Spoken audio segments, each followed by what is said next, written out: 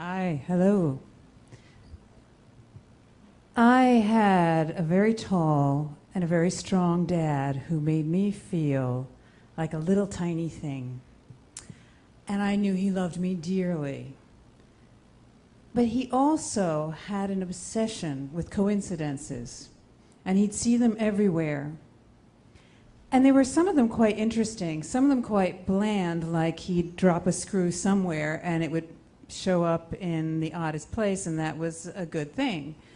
Or like the time that he took my brother to a Boy Scout session where they were learning CPR, and then 2 days later my dad was walking past one of these reflecting pools, a big fountain thing that they had in Boston, and he saw a little kid lying there who had drowned, and he pulled him out and he gave him CPR. And that was the coincidence. And Dad loved how these things kept coming. And they did keep coming in Dad's world because he saw them. And what I used to see on occasion was what was missing, not what was right there in front of me. What was the unusual in front of me that I should be rejoicing about, I would be like, God damn it, what, I was going to get that gig and blah, blah, blah. And Dad kept my spirit lifted. And at this point that I'm about to tell you this fabulous story I was in New York, and I'd been living in Europe, which is not such a bad thing, really. But I was feeling like there was a slow period in my work, and that I needed something. I was in the wrong place. I seemed to be at the wrong time everywhere I was trying to go, and coincidence was not something that felt right for me in the moment. But I was sitting with Dad in a deli in New York. He'd come up from Florida, and I lived in Paris, which is not a bad thing. But I was back in New York, and we were sitting there having a little coffee thing, and I said, Dad, my real aim today is to get to MoMA, because we're in New York. I need a dose of Matisse. Matisse can save me. See, Matisse, I love Matisse. So if I can get there and into MoMA before all the crowds get in, then I'll have some quiet, relatively quiet time in the room with Matisse. I don't know, any Matisse fans here? Woo, woo, woo, come on. That was not very exciting, but so Dad said, right, honey, okay, I understand, but we're going to stop and have this coffee, and you just take a little time. I'm tapping my feet, and I'm saying, I can just see it slowly, slowly. I'm going to be part of the mad rush where everyone's just crammed in the rooms hanging out with Matisse.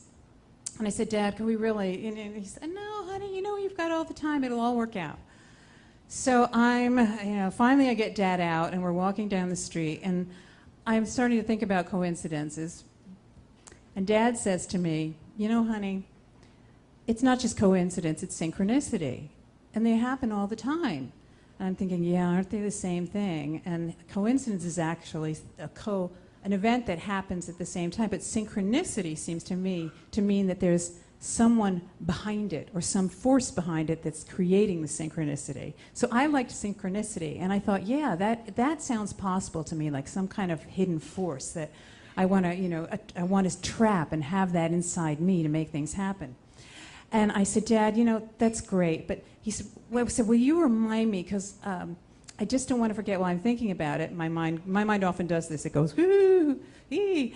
And I said, I need to pick up a CD from when we come out of the museum. And he said, honey, what a coincidence. We're in front of a store that sells CDs right now. It's meant to be. And everyone remember, what was it, Sam Goody? Was that Sam Goody? Yeah, so we're in front of Sam Goody near MoMA. And I said, Dad, I'll get it later. We really got to get to MoMA. He said, no, honey, this is a coincidence. You have to get in there right now and get that CD because we're here. Why not? Okay, Dad, why not? Why not? So at this point, I walk in, and I'm sort of, I'm on a kind of a downer at that point because I need to be researching new music. But again, I had a feeling that I was at a low point in my job, whereas really, it wasn't that true, but you get those sensations. And as I walk in, I'm kind of beelining for the section where the CD is, and I start moving really fast because I'm like, damn it, I just want to get out of here. It's too much music, and that's my life. And so I pick up the CD and I pay for it, and I'm just about to leave, when behind me I hear a voice speaking in French, and I stop and I say, wow, I know that voice. So I turn around and I look, and this is a producer who does commercials. And I'd worked with him in France. And I said, "What are you doing here?" And he said, "Well, what are you doing here?" And I said, "Well, I'm American. I can be in New York." And he says, "Well, we came over on the spur of a moment. For some reason on Thursday I called an agency and I said, 'Do you have any tickets for New York?' And he said, 'We're going for the weekend.' And I said, 'Wow, I can't believe it.' And he said, 'But here you see. But you've been very, very naughty girl. You don't return my phone calls.' And I said, 'What are you talking about?' We're speaking in French. I'm doing translation. He says, 'Yes, of course. You know, so 5 days now we've been calling you, leaving messages on your answer machine in London, and you don't return our calls at all. And here we are. We have this session. We put your voice forward. You know, we put your voice out for the Coca-Cola commercial, and then you're not calling us back, and we are worried. We don't know.' I said, 'You say Coca-Cola commercial?'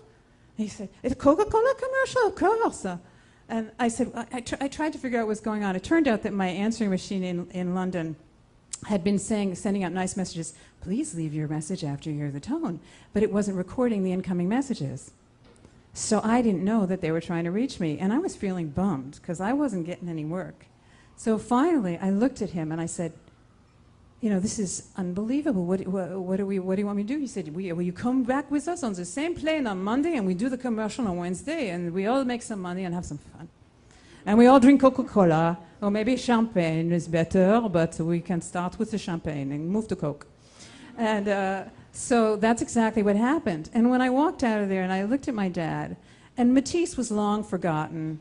And I threw my arms around my dad, and I said, 'Dad, you know, I want to remember this. You've done this for me all throughout my life. You've made my life magic. You've made this happen for me. I can't thank you enough for being the dad that you are.' And we stood there having a big hug in front of Sam Goody's.